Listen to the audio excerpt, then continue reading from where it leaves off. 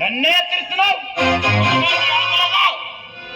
Scene కత్తి scene ఏ scene రణరంగంలో దిగితే రాటు తేలిన రౌడీలైనా, గుంటూరు గోండాలైనా, బెజ్జిబోడ రౌడీ సీడలైనా అనలెత్తి పారిపోవలసిందే. సీను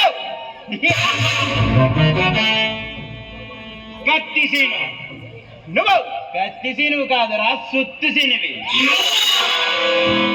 అలాగా ఈ చుత్తి లాంటి చేతులతో నీ తలను ముక్కలు చేయమంటావా? నిన్ను చూస్తుంటే నవ్వొస్తుందిరా సుత్తి సీను. సుత్తి సీను ఈ మాట్లాడడానికి నిలబడి మొనగాళ్ళ మాట్లాడుతుంటే రాజా ఈ గుండెని పగిలే న్యూస్ ఒకటి చెబుతాను విను. నీలాంటి డాన్లు దుమ్ము లేపడానికి సామ్రాట్ అశోక్ అనేవాడు వేట ప్రారంభించాడు.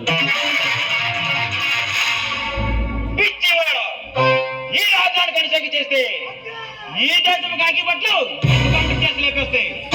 అంతటి పౌరున్న ఈ రాజ్యాన్ని ఎదిరించే దమ్ము ధైర్యం ఎవ్వడికి లేదు.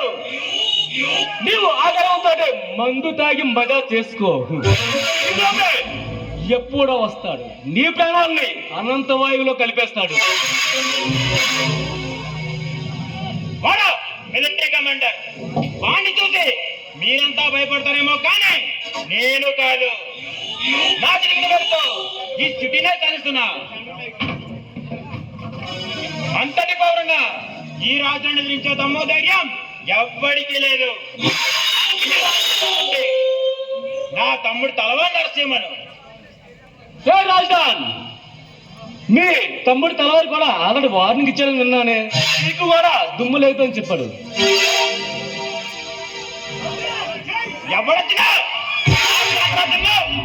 నీతి న్యాయం అనేవి పనికిరాని చిత్తి కాగితాలురా. చట్టం నేను కాల్చే చుట్టలతో సమానం.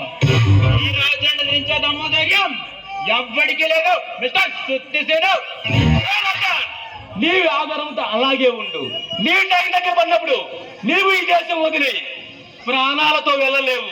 నీ శవం మాత్రమే వెళ్తుంది. జాగ్రత్త. ఇలాంటి వాళ్ళే చాలా మందిని చూసండి.